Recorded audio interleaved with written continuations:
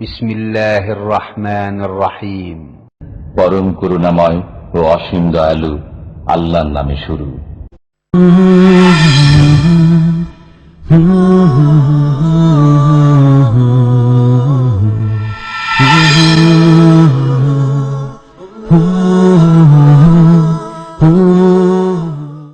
ومن أحسن قولا ممن دعا إلى الله وعمل صالحا وقال إنني من المسلمين.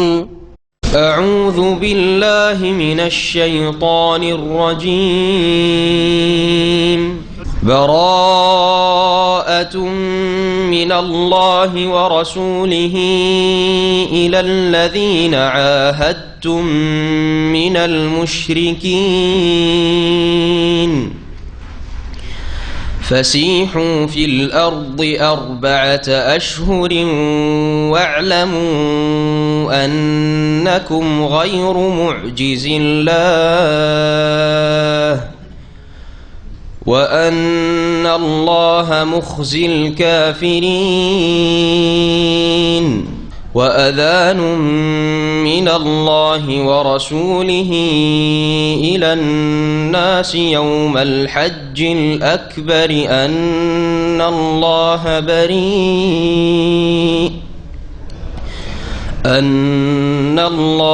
بريء من المشركين ورسوله فإن تبتم فهو خير لكم وإن توليتم فاعلموا أنكم غير معجز الله وبشر الذين كفروا بعذاب أليم.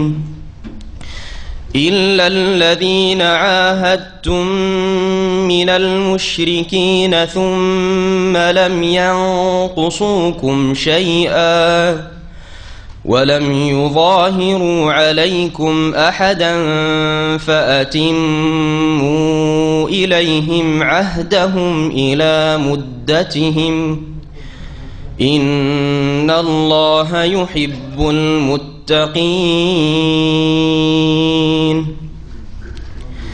فإذا انسلخ الأشهر الحرم فاقتلوا المشركين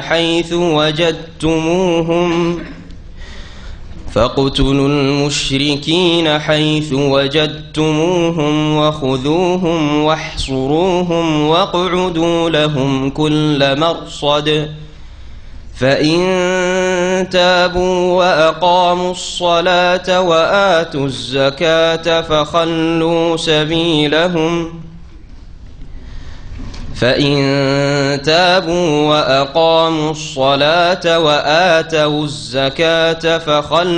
سبيلهم إن الله غفور رحيم. وإن أحد من المشركين استجارك فأجره حتى يسمع كلام الله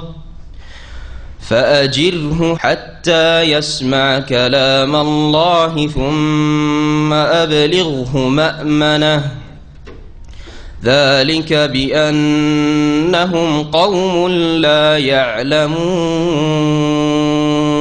وإن أحد من المشركين استجارك فأجره حتى يسمع كلام الله ثم أبلغه مأمنه ذلك بأنهم قوم لا يعلمون. السلام عليكم ورحمة الله وبركاته. إن الحمد لله نحمده ونستعينه ونستغفره ونعوذ بالله من شرور أنفسنا ومن سيئات أعمالنا من يهده الله فلا مضل له ومن يضلل فلا هادي له وأشهد أن لا إله إلا الله وحده لا شريك له وأشهد أن محمدا عبده ورسوله صلى الله تعالى عليه وعلى آله وصحبه وسلم تسليما كثيرا. أما بعد فأعوذ بالله من الشيطان الرجيم براءة من الله ورسوله إلى الذين عاهدتم من المشركين فسيحوا في الأرض 4 أشهر واعلموا أنكم غير معجز الله وأن الله مخزي الكافرين। মহান আল্লাহর সমস্ত প্রশংসা যে আল্লাহ পাক রব্বুল আলামিন কোরআনে কারীম নাযিল করেছেন। সালাত এবং সালাম নাযিল হোক নবী মুহাম্মদ রাসূলুল্লাহ সাল্লাল্লাহু আলাইহি ওয়াসাল্লামের উপর, যার প্রতি আল্লাহ পাক কোরআনে কারীম নাযিল করেছেন এবং কোরআনে কারীম দিয়ে আল্লাহ পাক অসংখ্য মানুষকে হেদায়েত দান করেছেন। আল্লাহ পাক তাদের দলে আমাদেরকে শামিল করেছেন, বলেন আলহামদুলিল্লাহ। কোরআনে কারীমের উপদেশ দিয়ে, আদেশ নিষেধ দিয়ে যারা হেদায়েত হয়ে গেছে তারা সহজে হেদায়েত হয়ে গেছে, ভাগ্যবান তারা। আর যাদের জন্য কোরআনে কারীমের উপদেশ, আদেশ নিষেধ যথেষ্ট হয়নি, তাদের জন্য আল্লাহ পাক রব্বুল আলামিন তারা যেন অন্যদের জন্য সত্য পথে, হক পথে আসার ক্ষেত্রে বাধা হয়ে না দাঁড়ায়,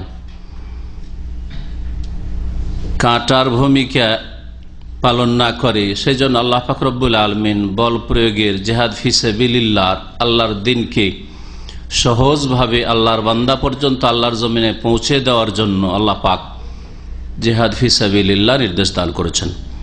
নবী করিম সাল্লাল্লাহু আলাইহি সাল্লাম নিজে সর্বস্তরের জিহাদ করেছেন। কথার জিহাদ, জবানের জিহাদ, শারীরিক জিহাদ, মানসিক জিহাদ, ইলমের জিহাদ, আমলের জিহাদ এবং সাইফ তরবারির জিহাদ, সবকিছুই নবী করিম সাল্লাল্লাহু আলাইহি সাল্লাম করেছেন। প্রত্যেকটি ক্ষেত্রে ইসলামের বিধিবিধান পালনের বিষয়ে যেসব শর্তগুলি রয়েছে সেগুলি সবসময় আমাদেরকে মনে রাখতে হবে। আজকে আমরা তাফসীর শুরু করব সূরা আত-তাওবা থেকে। সূরা আত-তাওবা এটি হচ্ছে এই সূরার প্রসিদ্ধ নাম। তবে এই সূরার অনেকগুলি নাম উল্লেখ করা হয়েছে, তার আরেকটি প্রসিদ্ধ নাম হচ্ছে সূরায়ে বারাআত, সূরাতুল বারাআহ। সূরায়ে বারাআহ এই জন্য বলা হয় যে এতে আল্লাহর শত্রু কাফের মুশরিকদের থেকে সম্পর্ক ছিন্ন করার মহান আল্লাহ ঘোষণা করেছেন। আল্লাহর কোনো সম্পর্ক নেই কাফের মুশরিকের সাথে এবং আল্লাহ রাসূল সাল্লাল্লাহু আলাইহি সাল্লামের কোনো সম্পর্ক নেই কাফের মুশরিকের সাথে। এই বারাআত সম্পর্ক ছেদের ঘোষণা আল্লাহ পাক করেছেন এর শুরুতে, বারাআতুম মিনাল্লাহি ওয়া রাসূলিহি ইলাল্লাযিনা আহাদতুম মিনাল মুশরিকিন। এই জন্য এই সূরার নামকরণ হয়েছে সূরায়ে বারাআত, সম্পর্ক ছেদের ঘোষণার সূরা।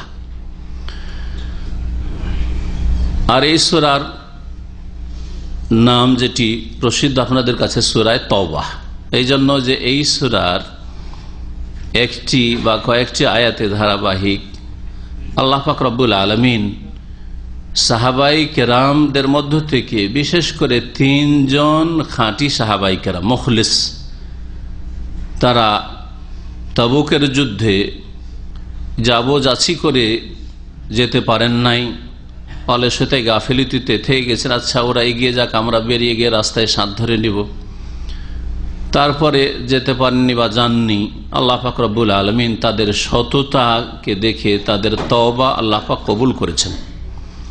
এই ঘটনায় সহিহ বুখারীতে বিস্তারিত রয়েছে। 50 দিনের পরে আল্লাহ পাক রব্বুল আলামিন তাদের তওবা কবুল করলেন এবং ঘোষণা করলেন, লাকাদ তাবাল্লাহু আলান নবিয়্যি ওয়াল মুহাজিরিন ওয়াল আনসার। এই আয়াত দিয়ে আল্লাহ পাক শুরু করেছেন, আর তারপরে আল্লাহ রাব্বুল আলামিন বলছেন ওয়া আলাস সালাসাতিল্লাযিনা খুল্লিফু, আর বিশেষ করে ওই 3 জনের তওবা আল্লাহ কবুল করছেন যারা পেছনে থেকে গিয়েছিল। খুল্লিফু, পিছিয়ে থেকে গেছিল কিন্তু অন্তর তাদের পেছনে ছিল না। এই যাবো-যাচি করে, গরমের সময় ছিল, খেজুর পেকে আছে, একটু সংসারের কাজ সেরে নি, তারপরে গিয়ে দৌড় দিয়ে গিয়ে সাথ ধরে নেব, কিন্তু আর যেতে পারেনি। আল্লাহ পাক তাদের তওবা কবুল করে। তাদের একজন প্রসিদ্ধ সাহাবী কাব বিন মালিক রাদিয়াল্লাহু তাআলা আনহু, তাদের ইনশাআল্লাহ তাআলা ঘটনা যখন ওই আয়াতটি আসবে এতে আমি বিস্তারিত সহিহ বুখারীতে ওই হাদিসটা শোনাবো। ওতে হয়তো একদিন বা তারও বেশি লাগবে, কিন্তু একদিনে সারা চেষ্টা করব, এত লম্বা হাদিস রয়েছে। এই সূরা কোরআনে কারীমের সূরা হিসাবে সর্বশেষ সূরা নাযিল হয়েছে। এই মর্মে ইমাম ইবনে কাসির রহমতুল্লাহ আলাইহি যে মুফাসসির, প্রখ্যাত মুফাসসির এবং সবচেয়ে ভালো তাফসীর, কোরআনে কারীমের তাফসীর কোরআনে কারীমের আয়াত দিয়ে এবং রাসূলের হাদিস দিয়ে, সাহাবায়ে কেরামদের উক্তি দিয়ে সবচেয়ে উত্তম তাফসীর। উনি কোরআনের আয়াত দিয়ে যদি তাফসীর করতে পেরেছেন, একটি আয়াত সংক্ষেপে রয়েছে আর একটি আয়াত বিস্তারিত আয়াত নিয়েছেন, কয়েকটি আয়াত একটা আয়াতের তাফসীর নিয়ে এসেছেন। যারা তাফসীর গভীরভাবে পড়বে, তাফসীরুল আয়াত বিল আয়াত। তারপরে যে আয়াতগুলি তাফসীরে হয়তো আয়াত নেই অথবা আয়াত আছে তার সাথে হাদিসও আছে, হাদিস নিয়ে এসেছে, রাসূলুল্লাহ হাদিস থাকলে হাদিস নিয়ে এসেছেন, সহি হাদিস নিয়ে এসেছেন। যদি হাদিস না পেয়েছেন তাহলে সাহাবায়ে কেরামদের আসার, যেগুলি সাহাবায়ে কেরামদের উক্তি ওই আয়াত সম্পর্কে বা তাবেঈনদের উক্তি ওই আয়াত সম্পর্কে, এইভাবে তিনি তাফসীর করেছেন। তাফসীর বিল মাসুর, তাফসীর দুই ভাগে বিভক্ত, তাফসীর বিল মাসুর আসার অর্থাৎ কোরআন এবং হাদিস দিয়ে তাফসীর করা, আর তাফসীর বিল রায়, নিজের মতামত পেশ করে আরবি ভাষাকে সামনে রেখে, আরবি ভাষার গ্রামার, নাহু, সার, বালাগাত এসবকে সামনে রেখে তাফসীর করা, তাফসীর বিল রায়, নিজের মত পোষণ করায়। তো যেই তাফসীরগুলি আমাদের দেশে খুব জনসাধারণ মাঝে যেহেতু তার স্লোগান খুব বেশি হয়েছে আর তার প্রচার খুব বেশি হয়েছে, আর জনসাধারণ সেই তাফসীরগুলি পড়ে আর অনেক ক্ষেত্রে বিভ্রান্তির শিকার হয়। সেই তাফসীরগুলিতে কোরআন আয়াতকে সামনে রেখে অথবা রাসূলের হাদিসকে সামনে রেখে, সাহাবায়ে কেরামদের আমলকে, উক্তিকে সামনে রেখে তাফসীর করা হয়নি। এই তাফসীরগুলির একটি তাফসীর হচ্ছে তাফহিমুল কোরআন, আরেকটি হচ্ছে ফি জালালিল কোরআন। এই দুটি তাফসীর বিল রায়। এই তাফসীরগুলি ভালো আলেমদের পড়া উচিত যারা ভুলগুলি ধরতে পারবে, আর জনসাধারণ পড়লে বহু জায়গায় গিয়ে এমন গুমরাহির শিকার হয়ে যাবে। আর যা হয়েছে ধর্মের নামে এক শ্রেণীর লোকদের গুমরাহি, তা অনেকেই হয়তো উপলব্ধি করছেন। তো এই সূরা হিসাবে সর্বশেষ সূরা। ইমাম ইবনে কাসির রহমতুল্লাহ আলাইহি বলছেন যে হাযিহি সূরাতুল কারীমা মিন আওয়াখির মা নাযালা আলা রাসূলিল্লাহ সাল্লাল্লাহু আলাইহি ওয়াসাল্লাম। এই সূরাটি নবী সাল্লাল্লাহু আলাইহি ওয়াসাল্লামের উপর সর্বশেষ সূরা যা নাযিল হয়েছে। কামা রাওয়াল বুখারী, যেমন ইমাম বুখারী রাহমাতুল্লাহ আলাইহি বর্ণনা করেছেন সহিহ আনিল বারা বিন আযিব রাদিয়াল্লাহু তাআলা আনহু থেকে কাল, তিনি বলছেন আখিরু আয়াতিন নাযালাত, সর্বশেষ আয়াত যেটি নাযিল হয়েছে সেটি হচ্ছে সূরা নিসার আয়াত নম্বর 176। ইয়াস্তাফতুনাকা ফিন ইয়াস্তাফতুনাক কুলিল্লাহু ইফতিকুম ফিল কালালা।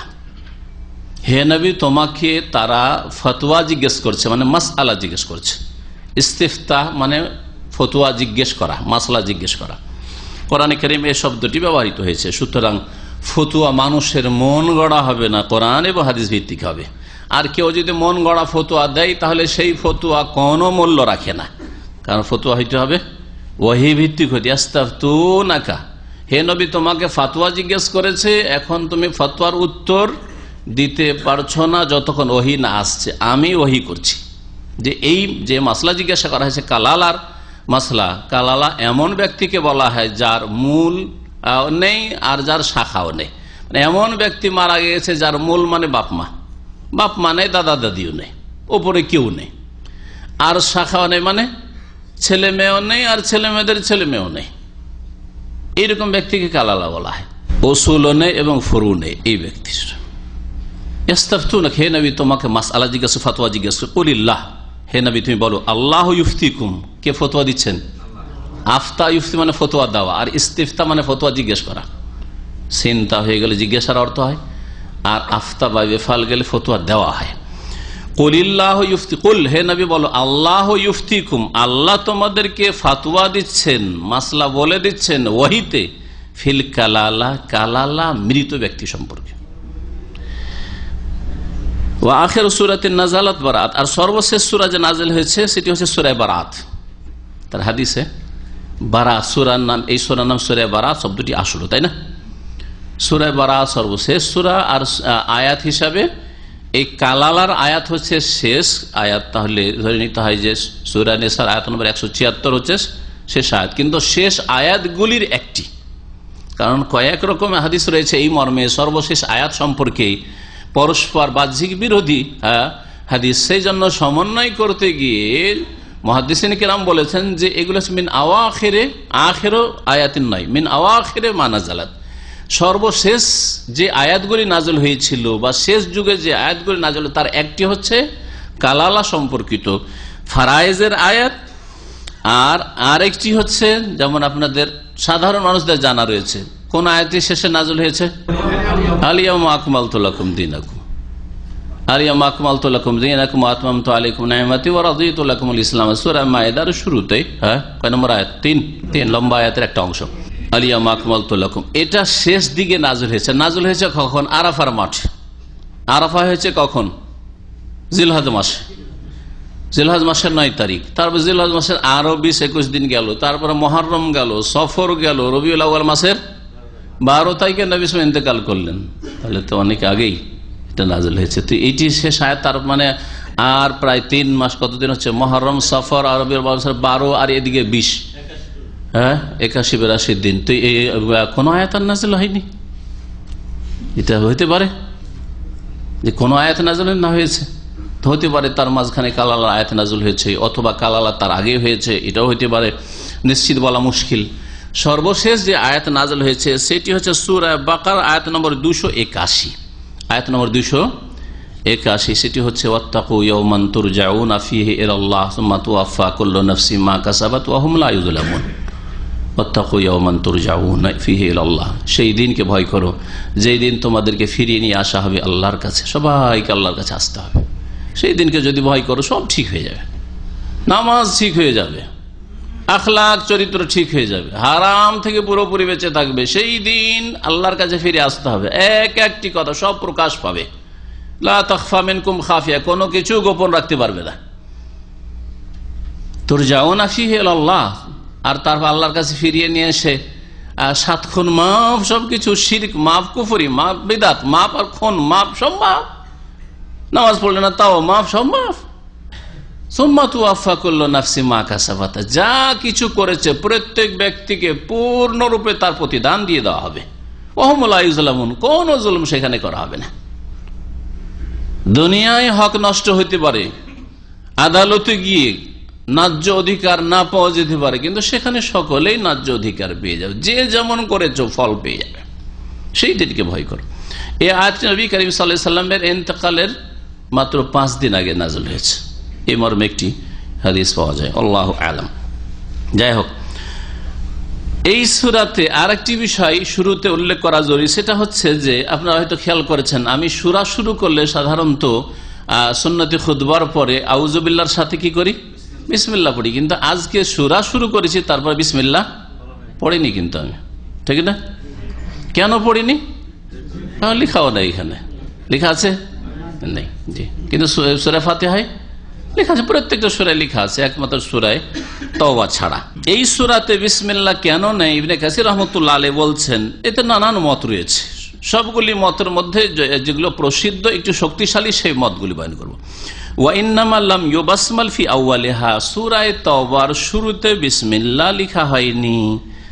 লিআন্না সাহাবাতা লাম ইয়াকতুবুল বাসমালাতা ফি আউয়ালিহা ফিল মুসহাফিল ইমাম, কারণ সাহাবায়ে কেরামগণ যখন কোরআন একত্রিত করে লিখেছিলেন উসমান রাদিয়াল্লাহু তাআলার খেলাফত আমলে, তখন তারা সূরা তওবার শুরুতে লিখেননি ফিল মুসহাফিল ইমাম, সেই মুসহাফটিতে, সেই কোরআনের কপিটিতে, যেটাকে আল ইমাম বলা হয়। উসমান রাদিয়াল্লাহু তাআলা আনহু যেই কপি তৈরি করেছেন কোরআনে কারিমের প্রথম নুসখা, প্রথম কপি, সেটাকে বলা হয় কি? আল মুসহাফ আল ইমাম। ইমাম মানে মুখ্য।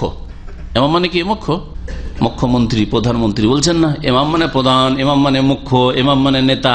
মুসহাফ মুখ্য, মুসহাফ মানে আসল মুসহাফ, যেই মুসহাফ, যেই কোরআনে কারিমের কপিকে সামনে রেখে সারা পৃথিবীতে যত কোরআনে কারিম আর যত কেরাত এসছে, সেই কোরআনে কারিমের যে কপি উসমান রাদিয়াল্লাহু তাআলা আনহু তৈরি করা প্রথম, তাকে ভিত্তি করে, তাতে যেহেতু নোক্তাও ছিল না, তাতে ছিল না হরকতে ছিল না, জের জবরও ছিল না, যার ফলে বিভিন্ন কেরাতের যে পার্থক্যগুলি হয়েছে সেগুলির অবকাশও সেই কোরআনে কারিমে ছিল। যেমন সুকারা লেখা আছে, সিন কাফ রা, হ্যাঁ, আর ইয়া লেখা আছে, সেটাকে সোকারা পড়া যাবে, সাকরেও পড়া যাবে, সাকরাও পড়া যাবে, বুঝা গেছে? জি হ্যাঁ, ওয়াদ্দোহা ওয়াদ্দোহে ওয়াল্লাইলি যা সাজা সাজে পড়া যাবে, তো পড়ার অবকাশ ছিল। এই রকমের যখন নোক্তা ছিল না, তো নোক্তার ক্ষেত্রে অনেক সময় যদি পার্থক্য হয় সেটারও অবকাশ ওই কোরআনে কারীমের কপিতে ছিল, যার ফলে যেই কেরাতগুলি পরবর্তীকালে হয়েছে এই 10 রকমের প্রসিদ্ধ কেরাতে আসারা, আর সেগুলি এই মুসহাফ থেকে ভিন্ন নয়, সেই মুসহাফ থেকেই নেওয়ার চেষ্টা করা হয়েছে। তো আসল যেহেতু মুসহাফে উসমানী, সেটাকে সহজ ভাষায় আমাদের ভারত উপমহাদেশ ভাষায় কি বলা হয়, বা আরবি তো বলা হয় ফিল মুসহাফিল উসমানী বলা হয়। উসমান রাদিয়াল্লাহু তাআলা যে মুসহাফ তৈরি করেছে কপি, তাতে যেহেতু বিসমিল্লাহ লিখা ছিল না সূরা তাওবার শুরুতে, সেজন্য বিসমিল্লাহ আর লিখা হয়নি। তখন লিখা ছিল না, আর কেউ পরে কোরআনের কপি করতে গিয়ে লিখতে গিয়ে কেউ লিখেনি। এর ওপর আস্থা ভরসা করে এতেমাদ করে যে এটাই হচ্ছে আসল ফাইনাল স্বীকৃত কোরআনে কারীম, যেটাকে আল্লাহ পাক একত্রিত করিয়েছেন, সংকলন করিয়েছেন, একসাথে করিয়েছেন ওসমান রাদিয়াল্লাহু তাআলা আনহুর মাধ্যমে। প্রাথমিকভাবে আবু বকর সিদ্দিক রাদিয়াল্লাহু আনহু করিয়েছিলেন, কিন্তু আসল যে একসাথে করা আর কপি তৈরি করে আবার বিভিন্ন শহরে 5টি কপি তিনি তৈরি করিয়েছিলেন। 5টি কপি তৈরি করিয়েছেন ওসমান রাদিয়াল্লাহু তাআলা, একটি মদিনায় রেখেছিলেন আল মুসহাফ উসমানী, যা থেকে তেলাওয়াত করতেন ওসমান রাদিয়াল্লাহু তাআলা আনহু। সেই কোরআনের এই কপির মুসহাফের তেলাওয়াতের অবস্থায় তাকে শহীদ করেছে খারিজিরা, ইসলাম দ্রোহী খিলাফত দ্রোহীরা। আর এই খারিজিদের জন্য আজকে মুসলিমরা পেরেশান হয়ে রয়েছে। একদিকে খারিজিদের শত্রুতে পেরেশান হয়ে রয়েছে, এরা পেরেশান করে রেখেছে, আর আরেকদিকে রাফেজি যারা আলে বাইত নবীর বংশের দোহাই পেড়ে সমস্ত রকমের শিরক কুফরি করছে, সমস্ত রকমের শিরক কুফরি, কবর মাজার পূজা করছে।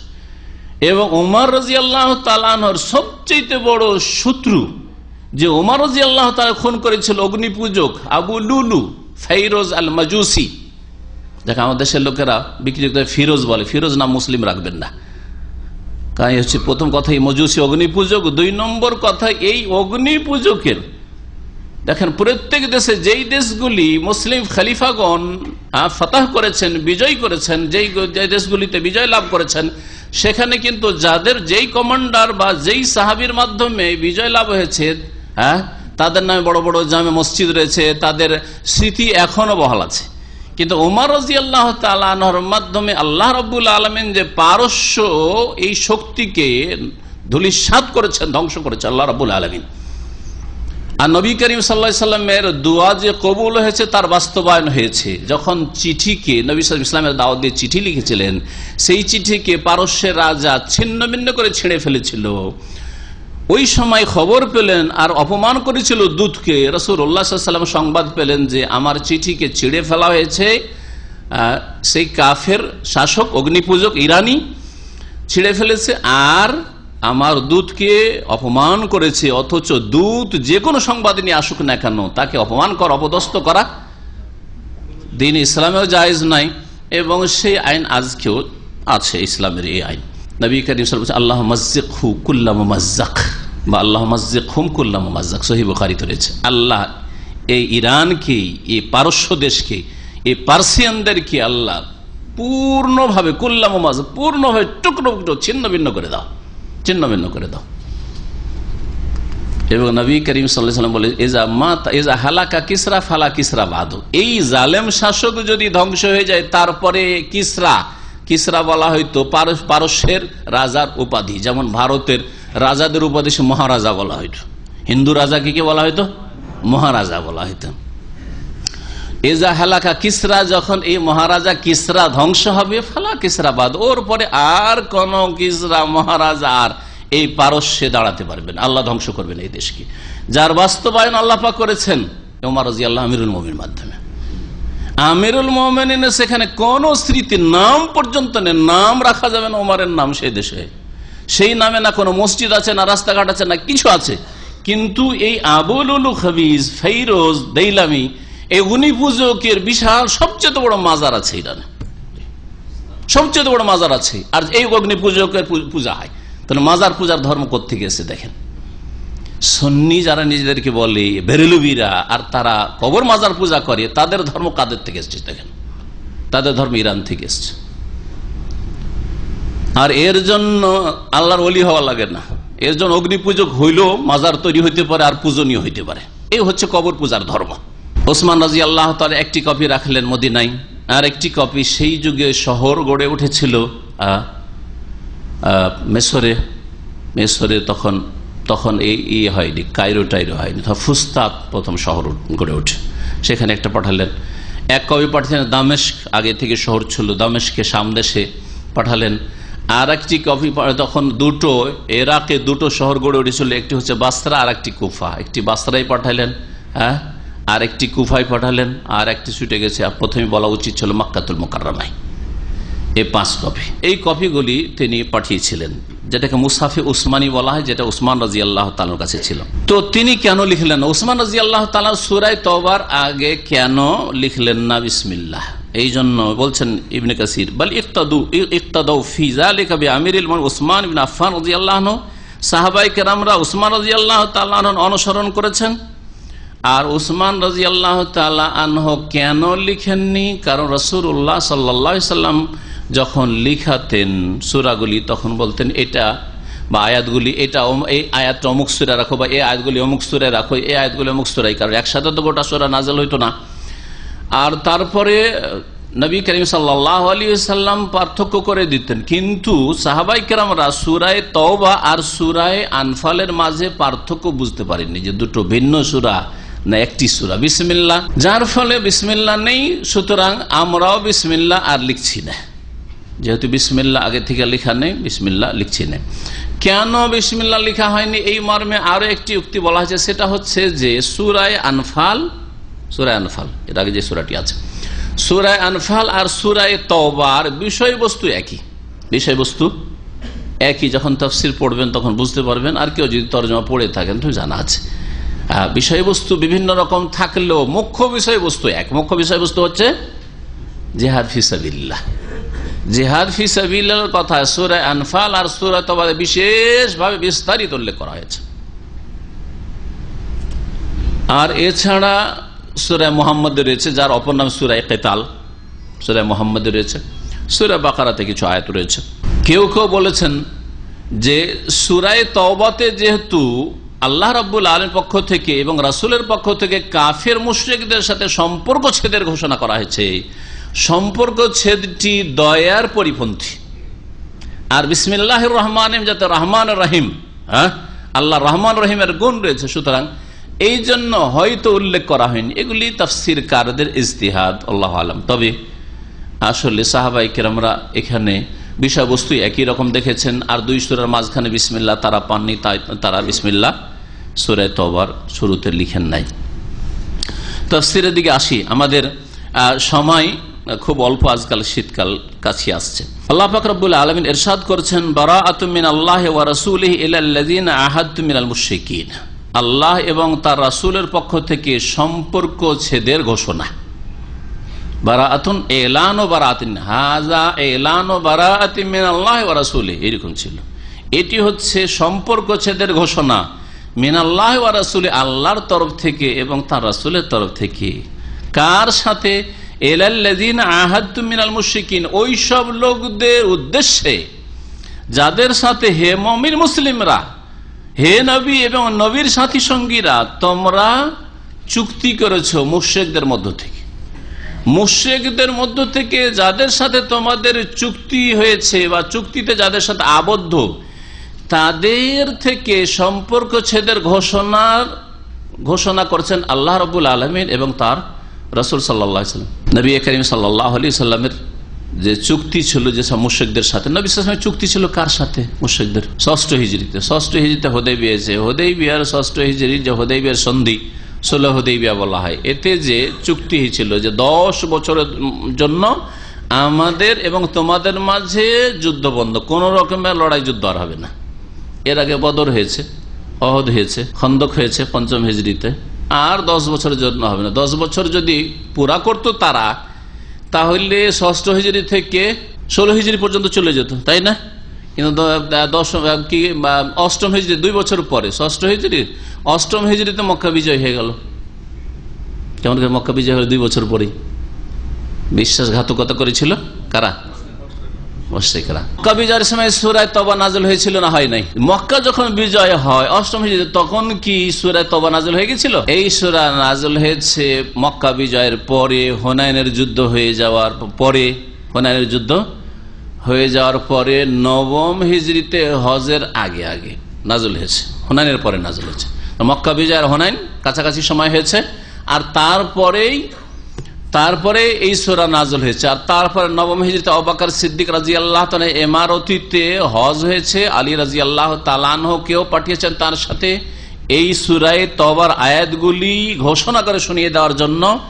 মেনাতে বিশেষ করে ইয়াউমুল হজ্জুল আকবার মানে কুরবানির দিনে, আর আরাফাতে, যেখানে যেখানে লোকজনের সমাগম রয়েছে সেখানে এই আয়াতগুলি উচ্চস্বরে শুনিয়ে দিয়েছেন আলী রাদিয়াল্লাহু তাআলা আনহু। ইবনে কাসিরের ভাষায় বলছি, আউয়াল হাযিহি সূরাতুল কারীমা নাযালা আলা রাসূলিল্লাহ লাম্মা রাজা মিন গাযওয়াতি তাবুক ওয়া হুম বিল হজ্জ সুম্মা যাকারা আন্নাল মুশরিকুনা আমাম হাযাল মৌসুম আলা আদাতিহিম ফি যালিকা। মক্কা বিজয় হইল, হুনাইনের যুদ্ধ হইল, আর তাবুক তারপরে, তাই না? বলছেন যে এই সূরার শুরুর দিক নাযিল হয়েছে যখন নবী সাল্লাল্লাহু আলাইহি ওয়াসাল্লাম তাবুকের যুদ্ধ থেকে ফিরে আসলেন। ওয়া হাম্মা বিল হজ্জ, আর হজের ইচ্ছা করলেন।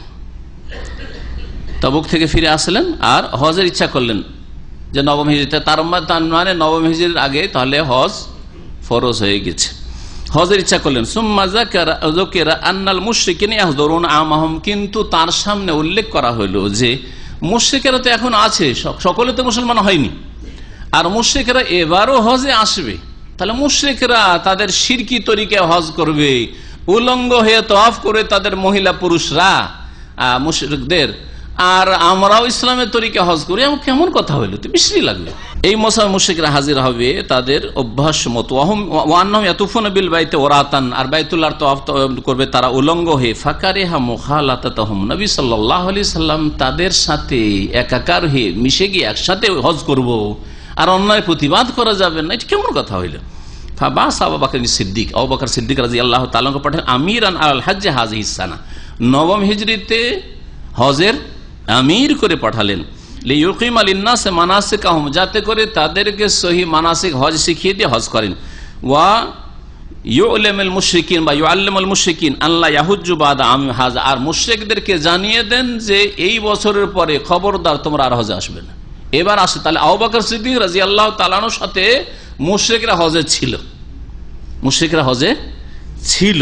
ওয়া ইউনাদা ফিন নাস, আর লোকজনের মাঝে যাতে করে এই ঘোষণা করে দেওয়া, বারাআতু মিনাল্লাহি ওয়া রাসূলিহি ইলাল্লাযিনা আহাদতুম মিনাল মুশরিকিন, সম্পর্ক ছেদের ঘোষণা। ফালাম্মা কাফালা আতবাহু বিআলী ইবনে আবি তালিব, যখন আবু বকর সিদ্দিক রাদিয়াল্লাহু তাআলা রওনা হয়ে গেছেন মদিনা থেকে, তখন তিনি চিন্তা করলেন যে সাধারণত আরব জাহিলিয়াতের যুগের একটি নিয়ম কানুন ছিল যে কোনো ঘোষণা করতে হলে স্বয়ং নিজে যে আসল মালিক তিনি ঘোষণা করবেন, অথবা তার বংশের কোনো প্রতিনিধি হইতে হবে, তার আপনজন।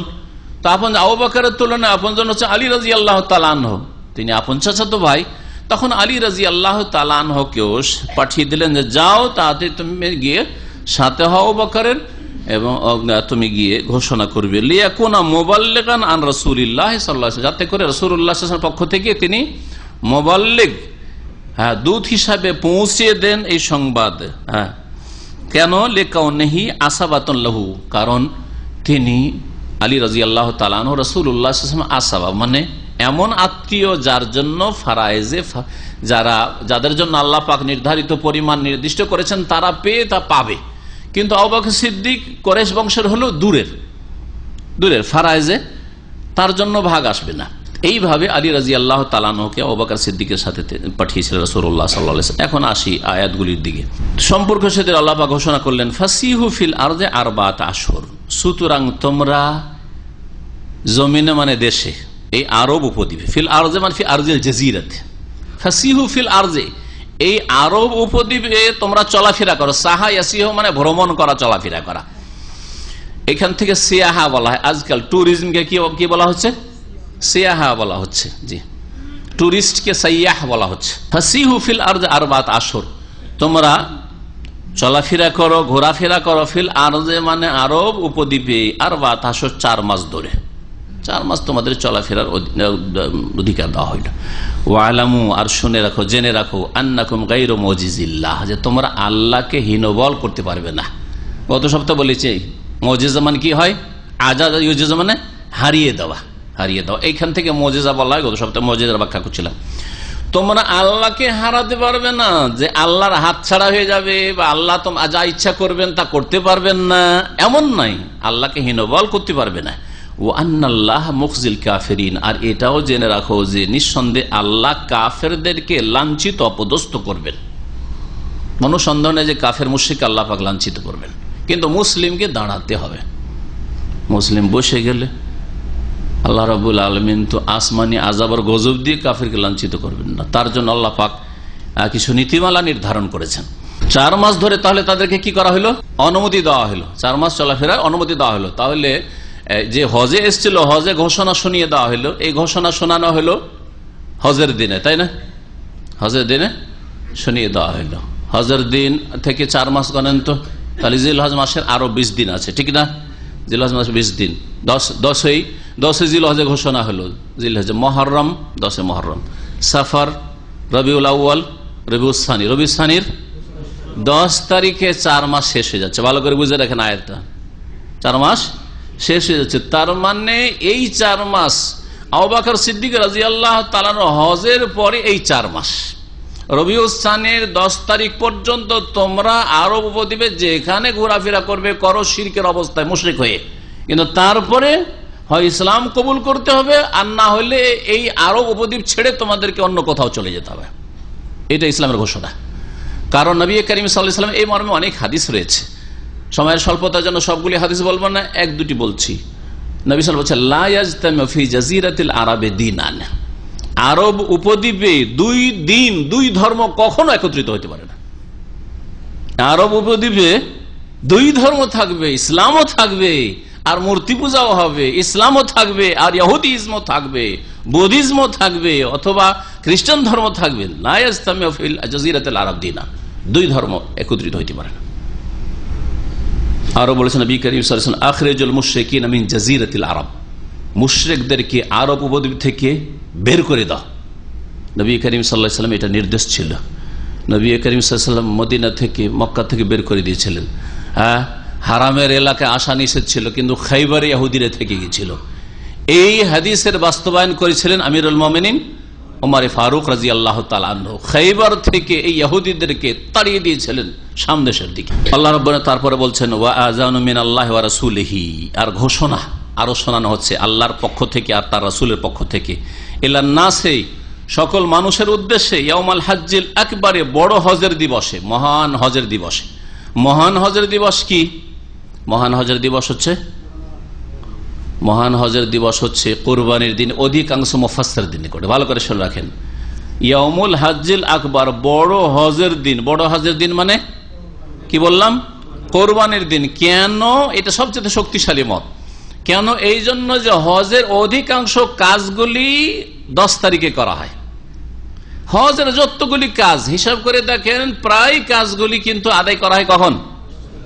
10 তারিখে। প্রথম জামরায় পাথর মারলেন, 2 নম্বরে কোরবানি, 3 নম্বরে মাথা মুন্ডন, 4 নম্বরে বাইতুল্লাহর তওয়াফে ফাজা, তওয়াফে জিয়ারা, 5 নম্বরে সাফা মারওয়ার সাই। যদি হজে তামাত্তু থাকে সাই আলাদা, আর যদি হজে কিরান থাকার আগে সাই না করে থাকেন, হজে ইফরাদ থাকে আগে সাই না করে থাকেন, তাহলে সাই। 5টি কাজ, হজের 5টি গুরুত্বপূর্ণ কাজ আদায় করতে হয় এই 10 তারিখে। এই জন্য ইয়াউমুল হজ্জিল আকবরের তাফসীর আছে এটা। কেউ কেউ বলেছে ইয়াউমুল হজ্জিল আকবর আরাফার দিন, কিন্তু সেই মতটি দুর্বল। এই দিনকে বোঝানো হয়েছে। আর তার একটা যুক্তিও আছে, সেটা হচ্ছে যে কুরাইশরা আরাফায় হজ করতে যেত না। মুশরিকদেরকে না শোনানো উদ্দেশ্য, মুশরিকদেরকে না ঘোষণা শোনাইতে বলছেন আল্লাহ রাব্বুল আলামিন। তো কুরাইশদের মধ্য থেকে যারা ইসলাম কবুল করেনি, তারা আরাফা হজে যায় না, তো আরাফা ঘোষণা করে কি করে হবে? আরাফা তো কুরাইশরা শুনতেই পাবে না। এই জন্য আসল ঘোষণা হয়েছিল মেনাতে, যাতে করে এখানে কুরাইশদেরকেও পাওয়া যায়, কুরাইশ মুশরিকদেরকেও, আর অন্য এলাকার মুশরিকদেরকেও পাওয়া যায় মেনাতে। মেনার দিনগুলিতে 11 তারিখে, 12 তারিখ, 13 তারিখে যেখানে যেখানে লোকেরা আছে ওখানে আলী রাদিয়াল্লাহু তাআলা ঘোষণা করেছেন, আযানু মিনাল্লাহি ওয়া রাসূলিহি ইলান নাসি ইয়াউমাল হাজ্জিল আকবার আন্নাল্লাহা বারিউম মিনাল মুশরিকিনা ওয়া রাসূলুহু। এই আয়াতগুলি শুনিয়ে দিয়েছেন। কি ঘোষণা?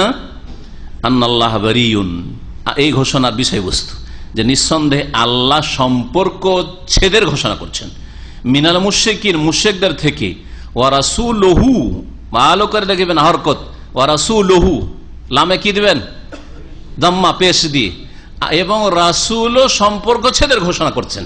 তাহলে আল্লাহ সম্পর্ক ছেদের ঘোষণা করেছেন আর তার রাসূলও সম্পর্ক ছেদের ঘোষণা করেছেন।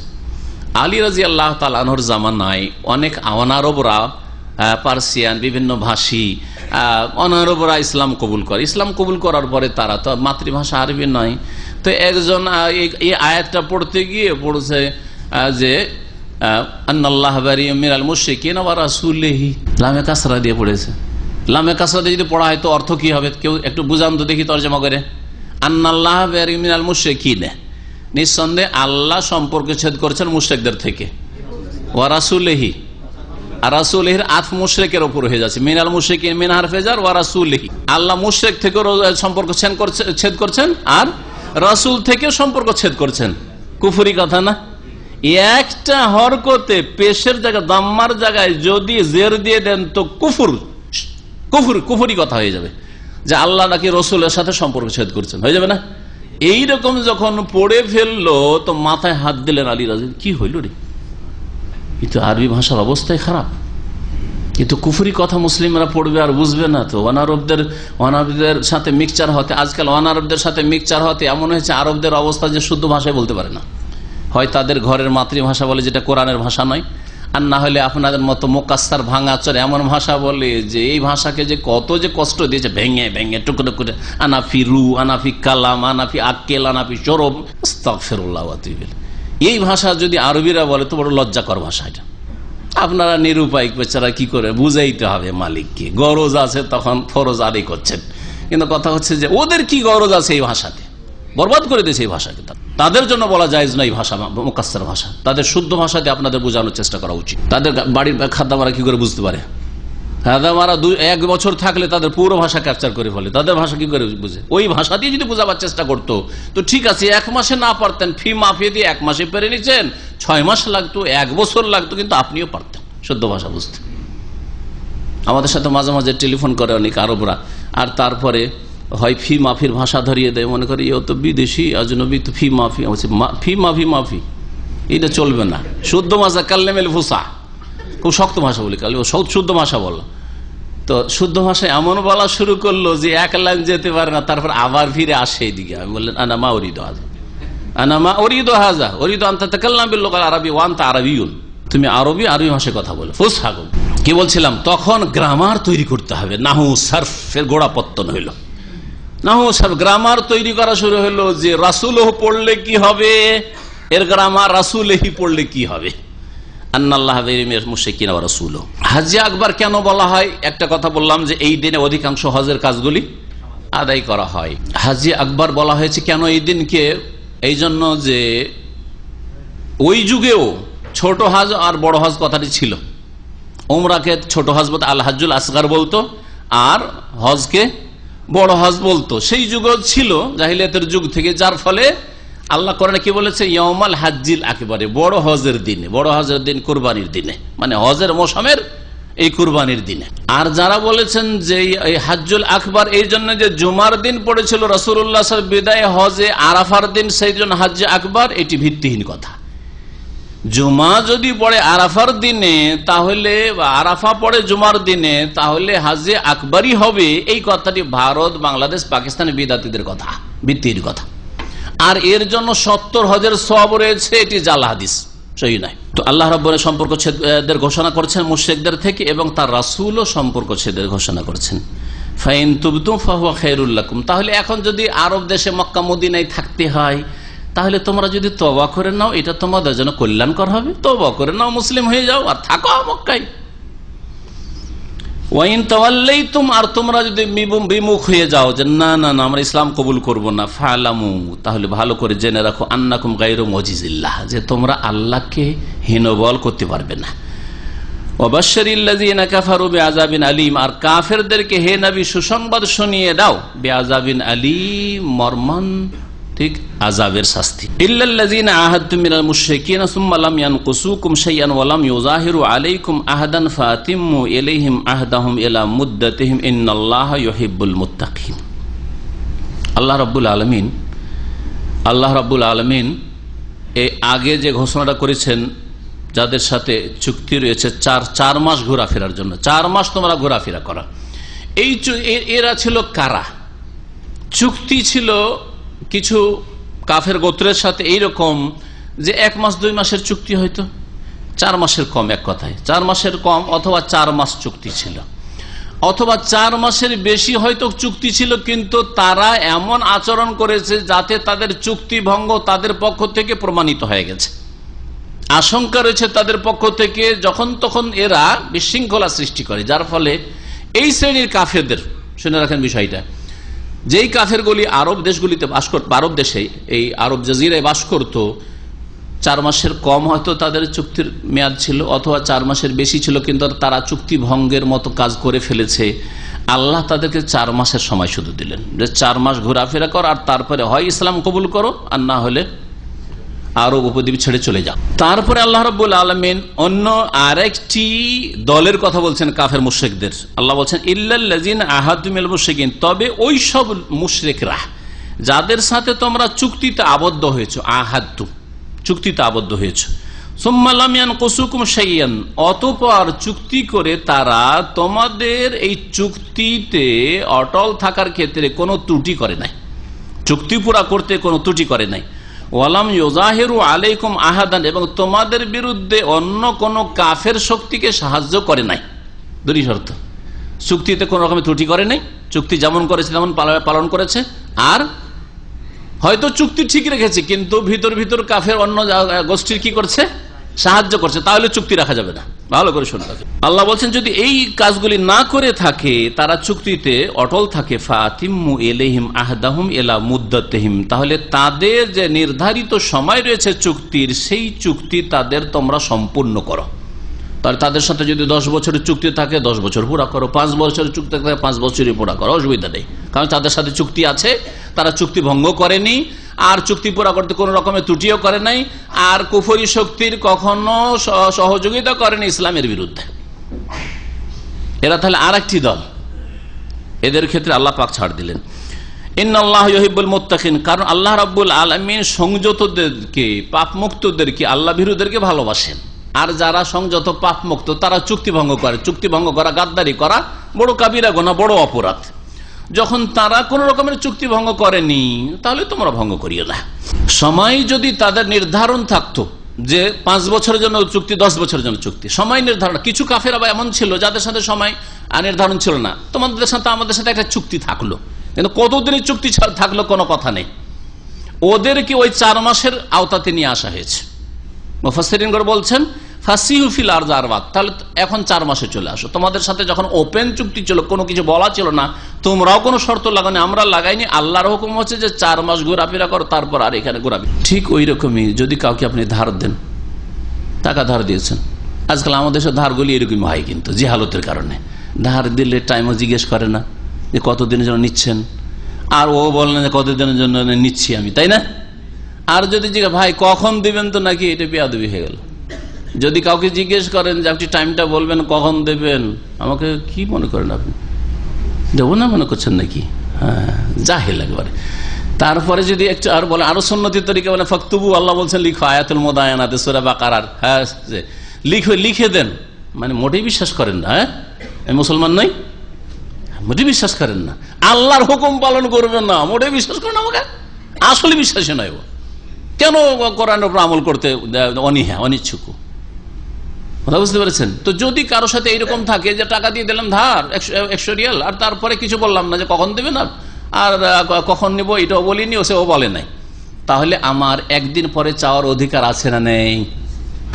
বলেন, এখন চাওয়ার অধিকার আছে। ভাই টাকা ধারে দিচ্ছে, টাকাটা কই দেবেন? বলছে যে দিতে আপনার, আপনি তো বলেন যে 10 দিনের জন্য বা 1 বছরের জন্য, আপনি টাকা ধার নিয়েছেন, যদি পারেন দিয়ে দেন, ঠিক না? জি হ্যাঁ। আল্লাহ রাব্বুল তারপরে বলছেন ফায়জান সালাখাল আশহুরুল হুরুম, যখন নিষিদ্ধ মাসগুলি অতিবাহিত হয়ে যাবে, যখন নিষিদ্ধ মাসগুলি কি হয়ে যাবে, অতিবাহিত হয়ে যাবে। আল আশহুরুল হরম বলতে কি বোঝানো হয়েছে? একদল তাফসীরকার বলছেন আশহুরুল হরম মানে হচ্ছে এই যে বছরে 4টা হারাম মাস প্রাচীন যুগ থেকে চলে আসছিল, আর এইটাই সাধারণ মানুষ কিন্তু এরকম বুঝে নেবে, কিন্তু এটি অর্থ সঠিক নয়, এটা দুর্বল মত, সহিটা পরে বলছি। আশহুর হরম কি? 4টি হারাম মাস বছরে, জিলকাদা, জিলহিজ্জা, মুহররম, পরপর 3টি, আর একটি হচ্ছে রজব। তাহলে এই ঘোষণা কাফেরদেরকে ঘোষণা শোনানো হয়েছে জিলহজ মাসের 10 তারিখে, ঠিক না? জিলহজ মাসের 10 তারিখে। তাহলে তারা তাফসীর করছেন যখন এই আশহুরুল হরম যে আছে এখন চলছে, এটা যখন চলে যাবে, শেষ হয়ে যাবে, অতিবাহিত হয়ে যাবে, তারপরে আর কোন কাফেরকে এখানে যেন না দেখা যায়, কোন মুশরিককে না দেখা যায়। তার মানে মাত্র 50 দিন, মাত্র কতদিন? 50। 10ই জিলহজে ঘোষণা হইল, জিলহজ মাসের 20 দিন, আর মুহররম মাস হচ্ছে হারাম, জিলহজে ও হারাম, এই 20 দিন হারাম, আর আগামীতে এই মুহররমের 30 দিন, তাহলে 50 দিন। 50 দিন পরে কোন কাফের যেন আর মক্কার আশেপাশে না দেখা যায়। ফাইজান সালাখাল আশহুরুল হরম, যখন নিষিদ্ধ মাসগুলি অতিবাহিত হয়ে যাবে, ফাকতুলুল মুশরিকিনা হাইসু ওয়াজাদতুমুহুম, তখন তোমরা মুশরিকদেরকে হত্যা করো যেখানেই তাদেরকে পাও, আর তাদেরকে এখানে থাকতে দেওয়া যাবে না। বুঝছেন না? এটা হচ্ছে একটি অর্থ। তাহলে 50 দিন শুধু অবকাশ দেওয়া হয়েছে। ইমাম ইবনে কাসির রাহমাতুল্লাহ আলাইহি এর বিরুদ্ধে বলেছেন যে এটি অর্থ নয়, কারণ আল্লাহ 4 মাস বলেছেন, সুতরাং এইখানে পুরো 4 মাস হচ্ছে না। আর আশহুর হরম মানে এই আশহুরুল হরম মানে এই আশহুরুল হরম নয়, নিষিদ্ধ মাস মানে 4 মাসের যে চুক্তি রয়েছে, এই চুক্তিতে কাফেরদের সাথে, যেই কাফেরগুলির সাথে চুক্তি করা আছে, ওদের সাথে যুদ্ধ নিষিদ্ধ রয়েছে, এই 4 মাসকে বোঝানো হয়েছে। হ্যাঁ, চুক্তি করা আছে, আর আল্লাহ রাব্বুল 4 মাসের চাঁদেরকে ছাড় দিয়েছেন, সুতরাং এই 4 মাস বোঝানো হয়েছে। তাহলে 10ই জিলহজে ঘোষণা দেওয়া হইল, এই 10ই জিলহজ থেকে 4 মাস, যেমন শুরুতে আমি একটা হিসাব করে বলেছি, কত যাবে? রবিউল সানির 10 তারিখ পর্যন্ত। আল্লাহ বলছেন ফাইজান সালাখাল আশহুরুল হরম, এই নিষিদ্ধ মাসগুলি যখন চলে যাবে, মানে এই 4 মাস পার হয়ে চলে যাবে, 4 মাসের যে ছাড় দেওয়া হয়েছে, ফাসিহু ফিল আরদি আরবাত আশহুর বলে, ফাকতুলুল মুশরিকিন, তখন মুশরিকদেরকে হত্যা করো। এখানে সারা বিশ্বের মুসলিম বোঝানো হয়নি, মুশরিক বোঝানো হয়নি, কাকে বোঝানো হয়েছে? আরব জাজিরা মুশরিকদেরকে বিশেষ করে বোঝানো হয়েছে। হাইসু ওয়াজাদতুমুহুম, যেখানে তাদেরকে পাও না কেন, ওয়া খুযুহুম, এবং তাদেরকে ধরো, ধরে হয় বন্দী করো, আর যদি হত্যা করা হয় তো হত্যা করো। ওয়াহসুরুহুম, এবং তাদের অবরোধ করো, ঘেরাও করো। ওয়াকুদু, শুধু ঘেরাও করে ছেড়ে দিও না, বা তাদেরকে ধরেই তো রেখে দিও না, এতে ক্ষান্ত হেও না। এরপরও আগে বেড়ে যদি কোথাও আরো ওয়াকুদু লাহুম কুল্লা মারসাদ, যদি কোথাও লুকিয়ে থাকে আর এদিক ওদিক চলাফেরা করে সুযোগ সুবিধার জন্য, ওয়াকুদু, তোমরা বসে থাকো তাদের উদ্দেশ্যে, কুল্লা মারসাদ, প্রত্যেক ঘাঁটিতে ওঁত পেতে। ওঁত পেতে বসা বুঝেন? প্রস্তুত হয়ে বসে থাকা, দেখি কোন দিক থেকে আসে, কোন দিক থেকে শত্রু আসে। ওয়াকুদু লাহুম কুল্লা মারসাদ। এইভাবে আল্লাহ রাব্বুল আলামিন কাফেরদেরকে কোণঠাসা করতে বলেছেন, কাফেরদেরকে আরব উপদ্বীপ থেকে তাড়িয়ে দিতে বলেছেন। ফাইন তাবু, সুতরাং তারা যদি তওবা করে, এরপরে তওবা করার জন্য বাস্তব প্রমাণ হচ্ছে ওয়াকামুস সালাত, নামাজ কায়েম করবে। বেনামাজি হয়ে থাকবে, মুসলিম হয়ে গেছি, অচল চলবে না। সুতরাং এইসব বেনামাজি মুসলিম আল্লাহর কাছে মুসলিম নয়, আয়াতে বলছে। ফাইন তাবু, তারা যদি তওবা করে, আর তওবার বাস্তব প্রমাণ হচ্ছে ওয়াকামুস সালাত, সালাত কায়েম করে, ফরজ নামাজ পড়বে, দিনে রাতে কমপক্ষে 17 রাকাত নামাজ পড়বে 5 টাইমে। ওয়া আতাউজ যাকাত, এবং যাকাত প্রদান করবে। ফাখাল্লু সাবিলাহুম, যদি তারা তওবা করে 5 ওয়াক্ত নামাজ পড়ে আর যাকাত প্রদান করে, তাহলে তাদের রাস্তা ছেড়ে দাও, তাদের রাস্তা বসে থাকিও না, আর ধরিও না তাদেরকে। ফাখাল্লু সাবিলাহুম, তাহলে কি বোঝা গেল? তারা নামাজ না পড়ে, তাহলে তাদেরকে ধরো, অ্যারেস্ট করো। হে মুসলিম সরকার, মুসলিম শাসক, তাদেরকে শাস্তি দাও। ফালা তাখুল্লু সাবিলাহুম, তাহলে ছাড়িও না তাদেরকে। এটাই না বুঝাই আয়াত? জি। আল্লাহ রাব্বুল আলামিন 2টি আমলের কথা, 2টি ইবাদতের কথা বললেন। সবগুলি বলা সম্ভব না, 2টি বলেছেন। একটি আল্লাহর সবচেয়ে বড় হক তাওহীদের পরে, আর তাওহীদের বাস্তব প্রমাণ বহিঃপ্রকাশ, সেটা হচ্ছে ইকামাতুস সালাত, নামাজ কায়েম করা। আর আরেকটি হচ্ছে মানুষের অত্যন্ত গুরুত্বপূর্ণ বড় হক, সেটা হচ্ছে দারিদ্র মোচন করা, অভাবীদের অভাব দূর করা, আল্লাহর বান্দাদের অভাব দূর করা যাকাতের মাধ্যমে। এই দুটি হক তুলে ধরা হয়েছে। আর এর সাথে সাথে বাকি মানুষের আরো হক রয়েছে, সেগুলো আদায় করতে হবে। আল্লাহর আরো হক রয়েছে, রোজাও আল্লাহর হক, হজও আল্লাহর হক, উমরাও আল্লাহর হক, হিজাব পর্দা করা আল্লাহর হক, দিনের বিধিবিধান সবগুলি আল্লাহর হক, সব আদায় করতে হবে। ইন্নাল্লাহ গফুরুর রহিম, সন্দেহে আল্লাহর বড় মার্জনাকারী, দয়াবান। ওয়াইন আহাদুম মিনাল মুশরিকিন ইস্তাজারাক, এই তো আল্লাহর হুকুম হলো যে মুশরিকদেরকে তাহলে 4 মাস পার হয়ে গেলে এই আরব জাজিরে যেখানে পাও ধরো, হত্যা করো ইত্যাদি হুকুম হলো না? হলো না। কিন্তু যদি তাদেরকেও নিরাপত্তা চাই, যে আমাকে নিরাপত্তা দেন, আমি একটু আপনার কাছে আশ্রয় নিতে চাই, আর এমন ভাবে যদি আশ্রয় নেয় যে এসে আল্লাহর দিনের কথা, আল্লাহর কালাম শুনবে, এরকম আশা করা যায়, তাহলে সুযোগ করে দাও, সুযোগ করে দাও। আল্লাহ বলছেন, আল্লাহ পাক বলছেন, শুনেন, ওয়াইন আহাদুম মিনাল মুশরিকিন ইস্তাজারাক, যদি মুশরিকদের কোন ব্যক্তি হে নবী তোমার কাছে আশ্রয় কামনা করে, নিরাপত্তা কামনা করে, ইস্তিজার মানে হচ্ছে আমন তলব করা, নিরাপত্তা তলব করা, ফাআজিরহু মানে ফাআমিনহু, তাহলে তাকে নিরাপত্তা দিয়ে দাও, নিরাপত্তা দিয়ে দাও। এই ক্ষেত্রে সাধারণ মুসলিমও নিরাপত্তা দিতে পারে, যেমন একজন শাসক নিরাপত্তা দিতে পারে, তেমন সাধারণ নবী সাল্লাল্লাহু আলাইহি ওয়াসাল্লাম বলছেন যে জিম্মাতুল মুসলিমিনা ওয়াহিদা ইয়াসআ বিহা আদনাহুম, নবী সাল্লাল্লাহু আলাইহি ওয়াসাল্লাম হাদিসে রয়েছে, মুসলিমদের জিম্মা দায়িত্ব হচ্ছে এক রকমের, সবার জিম্মা একই রকমের। এমন নয় যে মন্ত্রী সাহেব করেছেন, নিরাপত্তা দিয়েছেন সেই জন্য এই নিরাপদ, আর একজন সাধারণ মুসলিম, একজন আলেম নিরাপত্তা দিয়েছেন সেজন্য তার কোনো মূল্য নেই, না। একজন মহিলা নিরাপত্তা দিয়েছেন সেজন্য কোনো মূল্য নেই, না। অবশ্যই জিম্মাতুল মুসলিমিনা ওয়াহিদা ইয়াসআ বিহা আদনাহুম, যেটা যে দায়িত্ব পালনে নিম্ন শ্রেণীর মানুষ পর্যন্ত সচেষ্ট হবে। উম্মে হানিকে চেনেন আপনারা? উম্মে হানি তার এক দেবরকে আশ্রয় দিয়ে দিয়েছিল, কাফের ছিল। তখন তার এক ভাই বলছেন, না আশ্রয় দিতে দেবো না, একে মারবো। তখন নবী করিম সাল্লাল্লাহু আলাইহি ওয়াসাল্লামের কাছে অভিযোগ করলেন, ইয়া রাসূলুল্লাহ, আমি ইন্নী কাদ আজারতু ফুলান, আমি অমুককে আশ্রয় দিয়েছি। তখন নবী সাল্লাল্লাহু আলাইহি ওয়াসাল্লাম বললেন, ইন্নী আজারতু মান আজারাতু মুহানি, উম্মে হানি যাকে নিরাপত্তা দান করেছে তাকে আমিও নিরাপত্তা দান করেছি। তারপরে ওই হাদিসটি বলে, জিম্মাতুল মুসলিমিনা ওয়াহিদা ইয়াসআ বিহা আদনাহুম হাত্তা ইয়াসমা কালাম আল্লাহ, যাতে করে আল্লাহর বাণী, আল্লাহর কালাম শোনার সুযোগ হয়ে যায়। নিরাপত্তা চেয়ে থেকে এখানে আল্লাহর কালাম শোনার সুযোগ হয়ে যায়। কিন্তু মুসলিম দেশে থেকে কুফরি প্রচার করে, তাদের পূজা পাঠ করে বা তাদের ধর্মে প্রচার করে, এমনও ধরা পড়েছে যে এখানে খ্রিস্টান মিশনারির কাজ করছে, লুকিয়ে লুকিয়ে ভিতরে ভিতরে খ্রিস্টান ধর্ম প্রচার করছে। এইসব খবর আমাদের কাছে আছে, আর ধরা খেয়েছে আলহামদুলিল্লাহ। অথবা হিন্দু ধর্ম প্রচার করছে, মন্ত্রতন্ত্রের প্রচার করছে, মূর্তি রেখে পূজা করছে।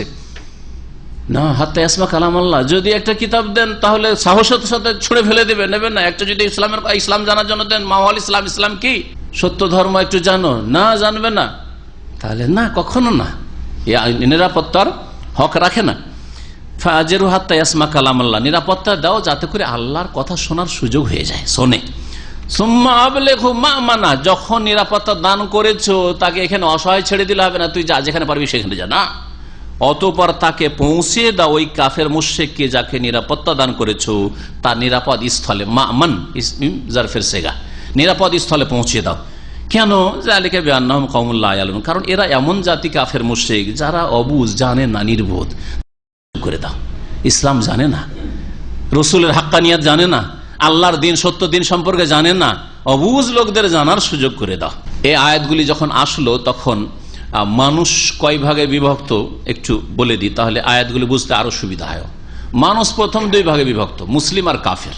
মানুষকে আল্লাহ 2 ভাগে ভাগ করেছে। ওয়াল্লাযী খালাকাকুম, সূরা তাগাবুন আল্লাহ বলেছেন, তাই না? ওয়াল্লাযী খালাকা, আল্লাহ তোমাদেরকে সৃষ্টি করেছেন, ফামিনকুম কাফির ওয়ামিনকুম মুমিন, তোমাদের মধ্যে এক দল হচ্ছে কাফির আর এক দল হচ্ছে মুমিন। তো মানব আদম সন্তান, মানব জাতি হচ্ছে 2 ভাগে বিভক্ত, ইয়া মুসলিম ইয়া কাফির, হয় মুসলিম নয় কাফির, এই মুসলিম মুমিন আর না হলে কাফের। তো মুসলিম হয়ে গেল, একদল মুসলিম আত্মসমর্পণকারী মুমিন বিশ্বাসী, আর অবিশ্বাসী যারা কাফের, অবিশ্বাসী যারা আল্লাহ পরকালে বিশ্বাসী নয়, আল্লাহর তৌহিদে বিশ্বাসী নয়, রাসূলের রিসালাতে বিশ্বাসী নয়, কোরআনের বিধানে বিশ্বাসী নয়, দ্বীন ইসলামে বিশ্বাসী নয়, কাফের। যে কোনো দল হোক না কেন, বহু দল হইতে পারে, তারা নাস্তিক হইতে পারে, তারা অন্য কোনো মন গড়া ধর্ম অথবা রোহিতকৃত ধর্ম পালন করতে পারে, তারা হচ্ছে কাফের। কাফের 4 ভাগে বিভক্ত, কাফের যত আছে তারা 4 ভাগে বিভক্ত। জিহাদ বুঝার ক্ষেত্রে বা সূরা তওবা বুঝার ক্ষেত্রে কাফের 4 ভাগটা ভালো করে মনে রাখবেন। একদল কাফেরকে জিম্মি বলা হয়। কাফেরকে কি বলা হয়? জিম্মি বলা হয়। জিম্মি কাদেরকে বলা হয়? যাদের জিম্মা দায়িত্ব মুসলিম সরকার নিয়েছে, মুসলিম দেশে বসবাস করবে, জিজিয়া কর দিয়ে। তারা তো আর জাকাত দেবে না, মুসলিমে তো প্রতি বছর সরকারকে জাকাত দেবে, মুসলিম সরকারকে, মুসলিম খলিফা হইলে। কাফের জাকাত দেবে? মুসলিম দেশে নিরাপদ বাস করবে, আর কিছুই দেবে না। তাদের মাথা প্রতি জিজিয়া রয়েছে, এটা মাথা প্রতি হয়ে থাকে। আর ওদের জমি জায়গা থেকে যদি উৎপাদন হয় কিছু, তাতে খারাজ রয়েছে। আর একটা হাদিসে খারাজের বিধান রয়েছে। জিজিয়া খারাজ দিয়ে যারা বসবাস করে মুসলিম দেশে, নিরাপত্তা লাভ করে, তাদেরকে জিম্মি অমুসলিম বলা হয়, জিম্মি কাফের। যে জিজিয়ার কথা এই সূরাতে আসবে, সূরা তওবাতে জানতে পারবেন আয়াত নম্বর 29-এ এই দলের কথা, জিম্মিদের কথা। আর এক দল হচ্ছে মুআহাদ, যাদের সাথে চুক্তি করা হয়েছে। আহাদা ইউআহিদু থেকে ইসম মফউল মুআহাদ, মানে চুক্তিতে যারা আবদ্ধ। মুসলিমের সাথে, মুসলিম দেশের সাথে চুক্তি হয়ে গেছে, মুসলিম দেশের বাইরে আছে, তাদের সাথে চুক্তি হয়েছে। আমরা তোমাদের বিরুদ্ধে লড়াই করবো, তোমরা আমাদের বিরুদ্ধে লড়াই করবে না, তোমরা ষড়যন্ত্র করবে না মুসলিম দেশের বিরুদ্ধে, মুসলিম দেশ বা আমরা তোমাদের বিরুদ্ধে কোন রকম কিছু করবো না। মুআহাদ, চুক্তিতে আবদ্ধ। মুআহাদ, মুআহাদ সম্পর্কে নবী করিম সাল্লাল্লাহু আলাইহি ওয়াসাল্লাম বলেছেন, মুআহাদ, জিম্মি, মুস্তামান, এই 3 দল কি শামিল ওই হাদিসটি। মান কাতালা মুআহাদ লাম ইয়ারাহ রায়াহাতাল জান্নাহ, কেউ যদি চুক্তিতে আবদ্ধ কোন অমুসলিমকে, কাফেরকে হত্যা করে, কাফের কিন্তু চুক্তিতে আবদ্ধ, সে জিম্মি হতে পারে আর সে মুআহাদও হতে পারে, অন্য দেশে থাকে কিন্তু তার সাথে চুক্তি আছে নিরাপত্তার, অথবা টেম্পোরারি যাকে মুস্তামান বলা হয় তাই দেওয়া হয়েছে। সবগুলিকে শামিল যাদের সাথে চুক্তি রয়েছে, এইরকম কোন অমুসলিমকে কেউ হত্যা করলে জান্নাতের সুগন্ধি পাবে না, জান্নাতের সুগন্ধি পাবে না। সুতরাং কোন অমুসলিমকে মুসলিম দেশে সংখ্যালঘু পেয়ে অথবা কোনো জায়গায় সুযোগ পেয়ে হত্যা করে দাও, ইসলামে জায়েজ না, হারাম, জান্নাত পাবে না, জান্নাতের সুগন্ধি পাবে না। এরকম মুসলিম যদি সে কোনো অমুসলিমকে যারা চুক্তিতে আবদ্ধ, আমাদের সাথে চুক্তিতে অটল রয়েছে, তাদেরকে কেউ হত্যা করে। আর এক দল কাফের হচ্ছে মুস্তামান, যাদের কথা এই আয়াতে, আয়াত নম্বর কত? 6, ওয়াইন আহাদু মিনাল মুশরিকিন আস্তাজার ফাজিরহু হাত্তা ইয়াসমা কালামাল্লাহ। যদি নিরাপত্তা চাই, নিরাপত্তা দিয়ে দাও যাতে করে আল্লাহর কথা শুনতে পায়। সুম্মা আবলিগহুম মা'মানা, এই যে মা'মান, আমন থেকে মুস্তামান, যাকে নিরাপত্তা দেওয়া হয়েছে। ওরা কারা? এমন অমুসলিম কাফের যাদেরকে মুসলিম দেশে কিছুদিনের জন্য ভিসা দিয়ে, আজকাল ভিসা দেওয়ার সিস্টেমে নিরাপত্তা দেওয়া হয়েছে যে আসো, থাকো, কাজের প্রয়োজনে আপনার, অথবা যে কোনো কারণে হোক না কেন নিয়ে আসা হয়েছে, নিরাপত্তা দিয়েছ মুস্তামান সে। সুতরাং তার নিরাপত্তাকে নিশ্চিত করতে হবে এবং নিরাপদ তাকে তার দেশে ফেরত করতে হবে, নিরাপদ তাকে দেশে ফেরত করতে হবে। এমন নয় যে ওই দেশের সাথে যুদ্ধ বেঁধে গেছে সুতরাং এগুলোকে মেরে দিই, না, জায়েজ নয়, জায়েজ নয়। কারণ এদেরকে নিরাপত্তা দিয়েছে, ভিসা দিয়েছে, এদের সাথে চুক্তি হয়েছে যে আসো আমাদের দেশে, তুমি নিরাপদ, মুস্তামান। আর এক দল হচ্ছে কাফের হারবি। হারব মানে যুদ্ধ, হারবি মানে যাদের সাথে যুদ্ধ বেঁধে আছে, যাদের সাথে যুদ্ধ বেঁধে আছে। মক্কার মুশরিকেরা নবী সাল্লাল্লাহু আলাইহি ওয়াসাল্লামের সাথে কোন অবস্থায় ছিল? এরা জিম্মি ছিল না মুআহাদ ছিল না মুস্তামান ছিল না হারবি ছিল? বলেন। হারবি, যুদ্ধ বাঁধিয়ে রেখেছিল। বদরে ওরাই যুদ্ধ বাঁধাইলো। বদরে তো নবী সাল্লাল্লাহু আলাইহি ওয়াসাল্লাম যুদ্ধের জন্য যাননি, কাফেলা ওরা আমাদের ধন মাল লুটে নিয়েছে, বাড়িঘর দখল করে নিয়েছে, ওদের কাফেলার ব্যবসারও সেগুলি আমরা ক্ষতিপূরণ আমরা সেগুলো লুটে নেব, নিয়ে নেব। কিন্তু যখন হাত ছাড়া হয়ে গেল, আবু সুফিয়ান তার ব্যবসায়ী কাফেলা নিয়ে এগিয়ে চলে গেল, পাওয়া গেল না। নবী সাল্লাল্লাহু আলাইহি ওয়াসাল্লাম ইচ্ছা করলেন ফিরে চলে আসবে, কিন্তু কাফের ওই দিক থেকে আবু জাহাল তার অহংকারে এমন ফেটে পড়লো, আরে ছাড়া হবে না মোহাম্মদকে, এই সুযোগে চল যুদ্ধ বাঁধাবো। এসে বদরে এসে হাজির যুদ্ধ করার জন্য, তাহলে যুদ্ধ ওরা শুরু করেছে এসে। জি, এবং এরা নবী সাল্লাল্লাহু আলাইহি ওয়াসাল্লামের বিরুদ্ধে মক্কা থাকাকালীন যুদ্ধ বাঁধিয়ে রেখেছে। সুমাইয়াকে শহীদ করেছে, তার স্বামী ইয়াসিরকে শহীদ, বহু সাহাবাকে শহীদ করেছে, কত জুলুম অত্যাচার করেছে, নবীকে তাড়িয়েছে বাড়ি থেকে, নবীকে খুন করার জন্য তারা ষড়যন্ত্রকে বাড়ি ঘেরাও করেছে। আল্লাহ যদি হেফাজত না করতেন তারা যেটা করতেছে সেটাই হইতো। তো এই জন্য এরা হারবি, হারবিদের সম্পর্কে হুকুম যেটা পড়লেন, ফাইজান সালাখাল আশহরুল হুরুম, এই নিষিদ্ধ মাসগুলি যখন চলে যাবে, ফাকতুলুল মুশরিকিন হাইসু ওয়াজাদতুম, হারবি কাফেরকে যেখানে পাও সেখানে মারো। হারবি যে যুদ্ধ বানিয়ে রেখেছে মুসলিমের সাথে, তাকে যেখানে পাও সেখানে মারো, ফাকতুলুল মুশরিকিন হাইসু ওয়াজাদতুম। বুঝতে পেরেছেন? জি। যদি জিজ্ঞেস করি বলতে পারবেন কাফের কয় ভাগে বিভক্ত? একজন বলেন হাত উঠিয়ে। জিম্মি, মুআহাদ, মুস্তামান, হারবি। জি। তাহলে ইসলামের যে জিহাদ হারবিদের বিরুদ্ধে, শুধু হারবি যারা যাদের থেকে যুদ্ধের আশঙ্কা রয়েছে অথবা নিশ্চিত যুদ্ধ, তারা যুদ্ধ আমাদের সাথে লাগিয়ে রেখেছে, ওদের বিরুদ্ধে শুধু আল্লাহ রাব্বুল আলামিনের এই আয়াতগুলি। জি। আল্লাহ পাক তারপর ইরশাদ করেছে, কাইফা ইয়াকুনুল মুশরিকিন আহাদুন ইনদাল্লাহি ওয়া ইনদা রাসূলিহি, মুশরিকদের জন্য কি করে চুক্তি হইতে পারে আল্লাহর নিকটে এবং তার রাসূলের নিকটে। আল্লাহ পাক বলছেন যে কি করে তাদের সাথে চুক্তি থাকতে পারে মুশরিকদের সাথে, কারণ এরা আল্লাহর সাথে বিশ্বাসঘাতকতা করেছে, আল্লাহর দিন মানে নেই, কিন্তু সাহাবায়ে কেরামদের সাথে করেছে, নবীর সাথেও করেছে। ইল্লাল্লাযিনা আহাদতুম ইনদাল মসজিদিল হারাম, তবে ওই সব লোকেরা, একমাত্র ওই সব লোকেরা যাদের সাথে তোমরা চুক্তিতে আবদ্ধ হয়েছে মসজিদে হারামের নিকটে। মসজিদে হারামের নিকটে বলতে এখানে হুদাইবিয়া বোঝানো হয়েছে। মসজিদে হারাম বলতে কি বোঝা হয়েছে? তাহলে বোঝা গেল মসজিদে হারাম শুধু ওই কাবা ঘর আর চারিদিকে যে মসজিদ আছে ওইটাই নয়। মসজিদ হারাম মানে হারামের এলাকা, হারামের এলাকা থেকে হুদাইবিয়ার এলাকা সময়সী, বর্তমান সময়সী নাম বলা ওই জায়গাটির, ওটা কাছেই। তো মসজিদে হারামের নিকটে যাদের সাথে তোমরা চুক্তিতে আবদ্ধ হয়েছে তাদের কথা ভিন্ন। ফামাস্তাকামু লাকুম, সুতরাং এই লোকেরা যাদের সাথে হুদাইবিয়ার সন্ধি হয়েছে, যতদিন পর্যন্ত তারা চুক্তিতে স্থির থাকে, ফাস্তাকিমু লাহুম, তাদের জন্য তোমরা চুক্তিতে স্থির থাকো বা চুক্তিতে অটল থাকো। ইন্নাল্লাহা ইউহিব্বুল মুত্তাকিন, নিঃসন্দেহে আল্লাহ পাক আল্লাহ ভীরুদেরকে ভালোবাসেন। কাইফা, আবার কাইফা বলছেন। কাইফা মানে কি করে তাদের সাথে চুক্তি বহাল থাকতে পারে। কাইফা ইয়াবকা আহাদুন, কি করে চুক্তি বহাল থাকতে পারে। একদল তাফসীরকাররা বলছেন যে এই কাইফা আগের কাইফার তাকিদ, আগে বলা হলো কাইফা কুল মুশরিকিন আহাদুন, মুশরিকদের সাথে কি করে চুক্তি থাকতে পারে। আবার বলা হচ্ছে, তো একদল বলছেন তাকিদের জন্য, যে মুশরিকদের সাথে আবার কি করে কাফের আল্লাহর সাথে চুক্তি থাকতে পারে, ওরা চুক্তিতে কখনো অটল থাকবে না, কারণ পরকাল বলতে চিন্তা নেই, দুনিয়ার সুযোগ সুবিধা আসলে আরে এখন ক্ষতি করে দিতে পারো, বিশ্বাসঘাতকতা গাদ্দারি করে দিবে। আর একদল তাফসীরকাররা বলছেন যে প্রথম কাইফা থেকে মুশরিকদের কথা বলা হয়েছে, যেমন আয়াতে আছে কাইফা ইয়াকুনু লিল মুশরিকিন আহাদুন, আর দ্বিতীয় কাইফা থেকে ইহুদির কথা বলা হয়েছে। তার মানে ইহুদিদের সাথে কি করে বা চুক্তি থাকতে পারে। নবী সাল্লাল্লাহু আলাইহি ওয়াসাল্লাম মদিনায় এসে ইহুদিদের সাথে চুক্তি করেছিলেন, কিন্তু সবগুলি ধীরে ধীরে তিন গোত্র নিজের চুক্তি নিজেরাই ভঙ্গ করেছিল, গাদ্দারি করেছিল, যার ফলে তাদেরকে বিতাড়িত করা হয়েছিল। কাইফা, চুক্তি কি করেই থাকতে পারে।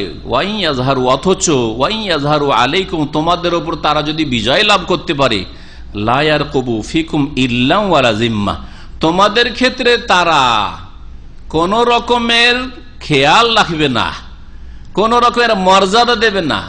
লা ইয়ারকুবু মানে ইল্লান ওয়ালা জিম্মা, ইল্লান মানে হচ্ছে আত্মীয়তা, আল কারাবা। ইবনে আব্বাস রাদিয়াল্লাহু তাআলা বলছেন আল ইল মানে আল কারাবাতু, আর জিম্মা মানে কোন চুক্তি। তো লা ইয়ারকুবু ফিকুম, তোমাদের ক্ষেত্রে তারা কোন রকমের মর্যাদা রাখবে না, কোন আত্মীয়তার, ওয়ালা জিম্মাতান, আর না কোন চুক্তির, কোন চুক্তিরও তাদের কাছে মর্যাদা নেই, আর কোন আত্মীয়তার যে একটা সম্পর্ক, রক্তের সম্পর্ক আছে, তারও তারা কোনো খেয়াল রাখবে না এবং কোনো মর্যাদা রাখবে না। ইউরদুনাকুম বিআফওয়াহিম, তাদের কথার দ্বারা, জবান দ্বারা তো তোমাদেরকে সন্তুষ্ট করতে চায়, মানে মুখে মিষ্টি কথা, আর তোমাদের সাথে মৌখিক তো চুক্তি করতে চায়। ওয়া তাবা কুলুবুহুম, কিন্তু তাদের অন্তর তা অস্বীকার করে। আবা, ইয়াবা থেকে তাবা, মুয়ান্নাসের সিগা। ওয়া আকসারুহুম ফাসিকুন, তাদের অধিকাংশ হচ্ছে ফাসিক, পাপাচারী। এখানে ইহুদিদের কথা বলা হয়েছে দ্বিতীয় মতে। কেন তারা, যারা বলছেন যে এটাতে ইহুদি সম্পর্কে বলা হয়েছে, পরের আয়াতে বলা হয়েছে ইশতারাউ বিআয়াতিল্লাহি সামানান কালিলা, কারণ তারা আল্লাহর আয়াতকে বিক্রয় করেছে নগণ্য মূল্যে। তো আল্লাহর আয়াত তাওরাত ছিল ইহুদিদের কাছে, মক্কার মুশরিকদের কাছে আল্লাহর আয়াত ছিল না, আল্লাহর কিতাব ছিল না, আসমানি কিতাব ছিল না। তাহলে ওরা কি করে নগণ্য মূল্যে আল্লাহর আয়াত বিক্রি করলো? এই জন্য বলা হয়েছে যে দ্বিতীয় কাইফার তাফসীর হচ্ছে ইহুদি। ফাসাদ্দু আন সাবিলি, সুতরাং তারা বাধা সৃষ্টি করেছে আল্লাহর রাস্তায় চলতে। ইন্নাহুম সাআ মা কানু ইয়ামালুন, যা তারা করতো তা বড় জঘন্য কাজ ছিল। লা ইয়ারকুবুনা ফি মুমিনিন ইল্লা ওয়ালা জিম্মা, মুমিনদের সম্পর্কে, মুসলিমদের সম্পর্কে তারা কোনো আত্মীয়তা এবং চুক্তির কোন রকমের মর্যাদার খেয়াল করে না। ওয়া উলাইকা হুমুল মুতাদুন, এরাই হচ্ছে সীমা লঙ্ঘনকারী। ফাইন তাবু আকামুস সালাতা ওয়া আতাউজ যাকাতা ফাইখওয়ানুকুম ফিদ্দিন, সুতরাং তারা যদি তওবা করে, ওয়া আকামুস সালাতা, আর নামাজ কায়েম করে, সালাত প্রতিষ্ঠা করে, ওয়া আতাউজ যাকাতা, ও যাকাত প্রদান করে, ফাইখওয়ানুকুম ফিদ্দিন, তাহলে তারা তোমাদের দ্বীনি ভাই। আগের আয়াতে একই রকমের কথা এসেছিল, তারা যদি তওবা করে নামাজ পড়ে আর যাকাত দেয় তাহলে তাদেরকে ছেড়ে দাও। ফাখাল্লু সাবিলাহুম, হ্যাঁ, ফাখাল্লু সাবিলাহুম, এই আয়াতটি হচ্ছে আয়াত নম্বর 11, ঠিক না? আর আগের আয়াতটি কি ছিল দেখেন, আগের আয়াতটা ভালো করে দেখে নেন যাতে কোনো বেনামাজি মুসলিম না থাকে। 5 নম্বর, আয়াত নম্বর 5, তাতে আল্লাহ বলছেন ফাইন তাবু আকামুস সালাতা ওয়া আতাউজ যাকাতা ফাখাল্লু সাবিলাহুম। আয়াত নম্বর 5 আর আয়াত নম্বর 11 সূরা তাওবার প্রমাণ করে যে বেনামাজি মুসলিম থাকে না, আধা নামাজি মুসলিম থাকে না। যদি মুসলিম থাকতো তাহলে তাদের রাস্তা ছেড়ে দেওয়া হয়তো। ফাসেককে তো আর ফাসেকের বিরুদ্ধে তো অস্ত্র ধারণ করা যাবে না। তারপরে বেনামাজি যদি মুসলিম থাকতো তাহলে তাদেরকে দ্বীনি ভাই বলা হয়তো। ফাসেক চোর ডাকাত হলো মুসলিম ভাই। চোর ডাকাতও যদি হয়, অসৎ হয়, সুদখোরও হয়, কিন্তু নামাজি আর মুশরিক না হয়, তৌহিদবাদী হয়, নামাজি হয় আর যদি শিরক মুক্ত হয়, তাহলে সে মুসলিম ভাই। কারণ আল্লাহ রাব্বুল আলামিন সূরা হুজরাতে 2 দল মুসলিম লড়াই করছে, এদিকেও মুসলিম ওইদিকেও মুসলিম, আর মুসলিম মুসলিমকে খুন করছে। এইরকম যদি বিবাদ লেগে যায় মুসলিমদের মধ্যে, ওই ক্ষেত্রে আল্লাহ ভাই শব্দটি ব্যবহার করেছেন। ওয়াইন তাই, আর মুমিন বলেছেন, তাদেরকে মুমিন বলেছেন। ওয়াইন তাইফাতান মিনাল মুমিনিনা ইকতাতালু, মুমিনদের 2টা দল যদি পরস্পর লড়াই করে, ফাসলিহু বাইনাহুমা, তাদের মাঝে মীমাংসা করে দাও। এক তো মুমিন বলেন, ইমাম বুখারী বলেন ফাসাম্মাহুমুল মুমিনিন, কাবিরা গুনাহ খুন করে, এক অপরকে খুন করছে, তারপর আল্লাহ ওদেরকে মুমিন বললেন। কিন্তু বেনামাজিকে এখানে বলেননি, কিন্তু দ্বীনি ভাই বলেননি, বলেছেন। তারপরের আয়াতই বলছেন কেন তোমরা মীমাংসা করে দেবে, ইন্নামাল মুমিনুনা ইখওয়া ফাসলিহু বাইনা আখাওয়াইকুম, মুমিনরা পরস্পর ভাই। তো এরা এক অপরকে খুন করলেও দুনিয়ার জন্য, সংসারের জন্য, পেটের জন্য, গদির জন্য, নেতৃত্বের জন্য, দুনিয়ার স্বার্থের জন্য এরা মুসলিম মুমিন, সুতরাং পরস্পর ভাই। ইন্নামাল মুমিনুনা ইখওয়া, মুমিনরা পরস্পর ভাই। ফাসলিহু বাইনা আখাওয়াইকুম, তোমাদের ভাইদের মাঝে কি করে দাও, মীমাংসা করে দাও, মিলিয়ে দাও। আল্লাহ রাব্বুল আলামিন বলছেন যে তোমাদের দ্বীনি ভাই কখন হবে, যখন তওবা করে নামাজ কায়েম করবে, যাকাত দেবে। ওয়ানুফাসসিলুল আয়াত, আর আয়াত সমূহকে বিশদভাবে আমি বর্ণনা করি, লিকাওমি ইয়ালামুন, জ্ঞানী সম্প্রদায়ের উদ্দেশ্যে। ওয়া ইন্নাকাসু আইমানাহুম মিন বাদি আহদিহিম, আল্লাহ পাক বলছেন এই কাফের মুশরিকেরা যাদের সাথে চুক্তি রয়েছে, তারা যদি তোমাদের সাথে চুক্তি করার পরে তাদের শপথ ভঙ্গ করে, আইমান ইয়ামিনের বহুবচন, ইয়ামিন মানে কসম, শপথ, তারা যদি কসম ভঙ্গ করে, কারণ চুক্তি করার সময় কসম করা হয়, শপথ করা হয়, আমরা শপথ করে বলছি, তাই না? তো তারা যদি শপথ ভঙ্গ করে মিম্বাদে আহদিহিম, তাদের চুক্তির পরে, ও তানু ফি দীনিকুম, আর তোমাদের দিন সম্পর্কে, ইসলাম সম্পর্কে খোটা দেয়, ইসলামে যদি খোটা দেয়, ইসলাম ভালো না, ইসলামে এই দোষ আছে, তারপরে হিজাব, এটা হচ্ছে কি বলবো আজকাল, হ্যাঁ এটা হচ্ছে কি বলেন ওদের ভাষাগুলো, এই মোনাফিকগুলির ভাষা, হ্যাঁ মোনাফিকদের ভাষাগুলি বলেন।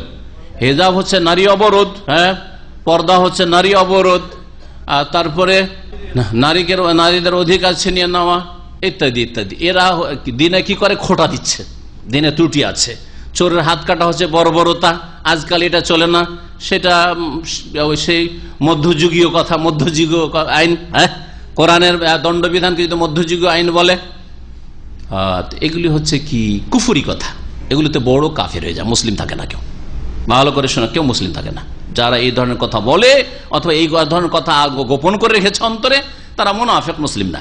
আল্লাহ পাক তাদের সম্পর্কে কি বলছেন শুনেন, এরা চুক্তি ভঙ্গ করলো, আর না হলে কি করলো, দিনে খোটা দিল। দিনে যদি খোটা দেয়, দিন তিনটে জিনিসের, দিনের তিনটে মূলনীতি রয়েছে। দিনের কি রয়েছে? তিনটি মূলনীতি। আল্লাহ সম্পর্কে খোটা দিল, অথবা আল্লাহ রসুল সম্পর্কে খোটা দিল, অথবা আল্লাহর দিন কোরআনে কারীম রসুলের হাদিস সম্পর্কে খোটা দিল, নামাজ সম্পর্কে খোটা দিল। তাহলে আল্লাহ বলছেন ফাকাতিলু আইম্মাতাল কুফর, এরা হচ্ছে কুফরি শক্তির নেতৃস্থানীয় ব্যক্তি, এরা কুফরি শক্তির নেতা এরা। সুতরাং তোমরা সশস্ত্র লড়াই করো আইম্মাতাল কুফর, কুফরি শক্তির নেতৃস্থানীয় ব্যক্তির বিরুদ্ধে। কারাকে আল্লাহ কুফরি শক্তির নেতৃস্থানীয় ব্যক্তি বললেন? যারা চুক্তি করার পরে চুক্তি ভঙ্গ করবে, শপথ ভঙ্গ করবে, অথবা দিনে খোটা দিবে, আল্লাহকে গাও দিবে, আল্লাহর বিরুদ্ধে বলবে, অথবা রাসূলের বিরুদ্ধে বলবে, রাসূলের চরিত্র খারাপ ছিল বলবে, অথবা এই জন্য রাসূলুল্লাহ সাল্লাল্লাহু আলাইহি ওয়াসাল্লামকে কেউ যদি গাল দেয় তার রক্ত হালাল, তার রক্ত হালাল, কারণ সেই ব্যক্তি মুরতাদ। সে যদি মুসলিমের সন্তান হয় সে মুরতাদ। এইরকমই যদি কেউ দিন ইসলামের কোন বিধিবিধান সম্পর্কে খোটা দেয়, তাহলে অত আনুফিদ শব্দটা ভালো করে কোরআনে কেন মনে রাখবে। তানের শাব্দিক অর্থ হচ্ছে যে আপনি কোন অস্ত্র দিয়ে যদি আপনি আঘাত করেন, বর্ষা বললাম কিছু আছে, আঘাত করলেন, যে একটা তীর দিয়ে যে দিলেন, এটাকে তান বলা হয়। তো দিনে যদি খোটা দেয়, এটা এই অর্থ করলাম। তো দিনের ভুল ত্রুটি দ্বারা, দিন ইসলামের ভুল ত্রুটি, আল্লাহর ভুল ত্রুটি, রাসূলের ভুল ত্রুটি তারা খুঁজে বেড়ায়, এইরকম যদি শক্তি হয়, ফাকাতিলু আইম্মাতাল কুফরে, তাহলে কুফরি শক্তির নেতাদের বিরুদ্ধে সশস্ত্র লড়াই করো। ইন্নাহুম লা আইমানা লাহুম, কারণ এদের কোনো শপথ টপথ নেই, এরা মুখে শপথ করে, এরা কাজে শপথ পালন করে না, আর এদের সাথে কোন রকমের চুক্তি নেই। এই কুফরির নেতৃত্বের সাথে কোনো চুক্তি টুক্তি নেই। লাআল্লাহুম ইয়ানতাহুন, যাতে করে তারা বিরত হয়ে যায়, আর সামনে এইরকম করার সাহস না হয়। আজকাল মুসলিম দেশে একের পরে এক এইরকম মুনাফিক বেরিয়ে যাচ্ছে। হ্যাঁ, প্রতি মাসে একটা করে শোনা যাচ্ছে, কে কুরবানির বিরুদ্ধে বললো, তো কে বলেন কি পর্দার বিরুদ্ধে বললো, কে পর্দা করার জন্য ছাত্রীকে স্কুল থেকে বের করে দিল, কলেজ থেকে বের করে দিল, কে রসুলের বিরুদ্ধে বললো, কে রসুলের বহু বিবাহের বিরুদ্ধে বললো, রসুল চরিত্রহীন, নাউজুবিল্লাহ। চলতে আছে কেন? কেন?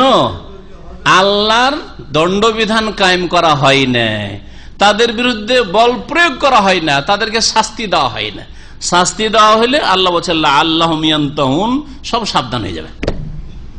একটাকে শাস্তি দিয়ে দেওয়া হোক, আর সারা দেশের মুসলিমদেরকে অমুসলিমদেরকে জানিয়ে দেওয়া হোক যে রসুলকে কেউ গাল দিলে, ইসলামের বিরুদ্ধে বললে, আল্লাহর বিরুদ্ধে বললে, এই হচ্ছে তার শাস্তি।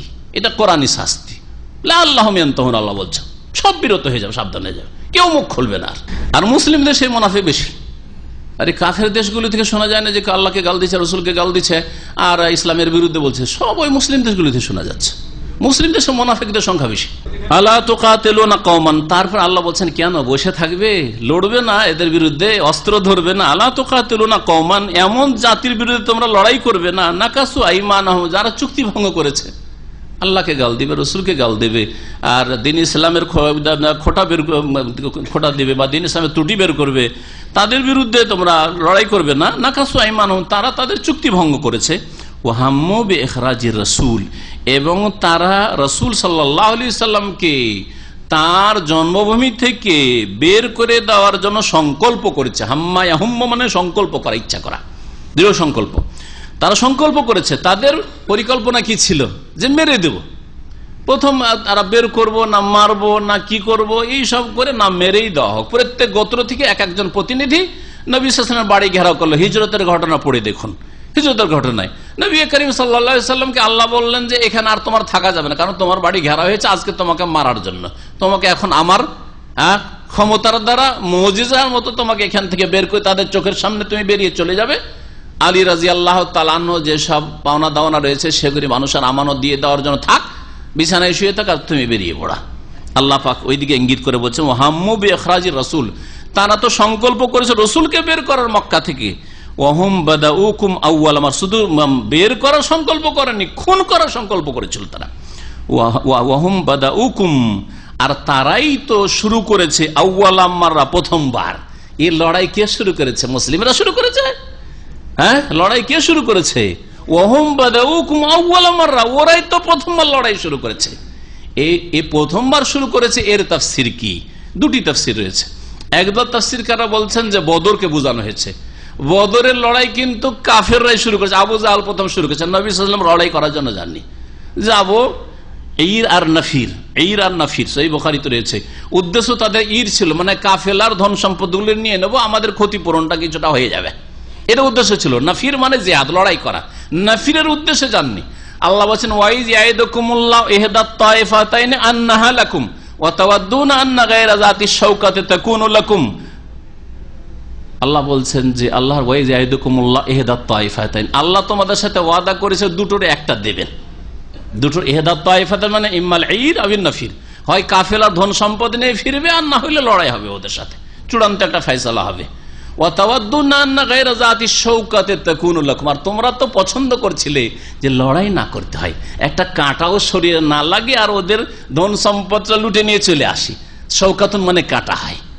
আন্না গায়রা যাতিশ শাওকাতি তাকুনু লাকুম, বিনা কষ্টে আর বিনা রক্ত দেওয়াই যাতে করে তোমাদের কিছু হাসিল হয়ে যায়, এটা উদ্দেশ্য ছিল। মানে কাফেলা ধন সম্পদ নিয়ে ফিরে যাবো।